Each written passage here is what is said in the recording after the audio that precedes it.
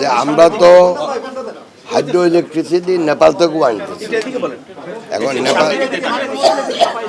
নেপালের যে ক্যাপাসিটি, নেপাল আরো বেশি করে আমাদের কাছে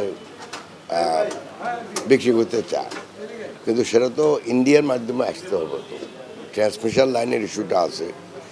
আর ইন্ডিয়া নিজেও রিনিউয়েবল এনার্জিতে অনেক ভালো করতেছে, তো সেখানে বলতেছে যে দে ক্যান কোঅপারেট, কিন্তু এটা তো আমাদের এনার্জি মিনিস্ট্রির বিষয়, আমার তো না। শুধু আমের সাথে যে কথা হয়েছে যে নেপাল থেকে নেপালে যে আরও বেশি দিতে চায়, সেটা কীভাবে ট্রান্সমিশন করানো যায়, বাড়ানো যায় ওইটা।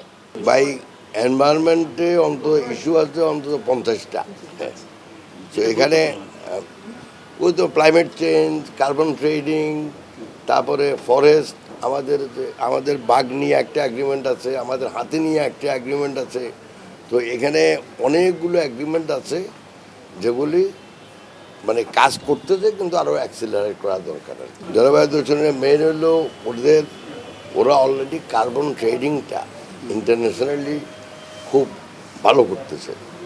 আমরা এখনও ফ্রেমওয়ার্কও ঠিকমতো করতে পারিনি। তো যদি ওদেরটা আমরা ফলো করতে পারি, যেমন একটা কথা বলতে দরকার হলে আমরা যদি কোনো একটা ডেলিগেশন পাঠাই, ওদেরকে ভালো করি, তারা বলে দিবে কিভাবে এই ফ্রেমওয়ার্কটা করা যায়, ট্রেডিং শুরু করা যায়। এগুলি পানির একটা ইস্যু আছে, কিন্তু বায়ু দূষণের কতটুকু ওদের থেকে আসে এটা তো আমরা এখনও ডিটারমাইন করতে পারি না। আমাদের বলা আছে যে আমাদের যত বায়ু দূষণ হয় তার অ্যাবাউট 30% বহিরাগত। তো বহিরাগত আপনার মিয়ানমার আছে, বহিরাগত আপনার আবার এর দিনে ওই যে বৃষ্টির দিনে তো সাগর থেকেও হাওয়া আসে। তো এগুলি তো ডিটারমিনেশন হয় না, এগুলি তো এমনি কথা বলা যায় না। বাংলাদেশে অবস্থাটা হলো এটা, বাংলাদেশ একবার ওখানে জয়েন করছে মিটিংয়ে, তারা অ্যাগ্রি করছে একটা ফ্রেমওয়ার্কে। ওই ফ্রেমওয়ার্কের ভিতরে আমরা বোধহয় এখনও সাইন করে নেই। আবার নেক্সট মিটিং আসতেছে জুন মাসে, ওটা দাওয়াত দিয়ে গেছে।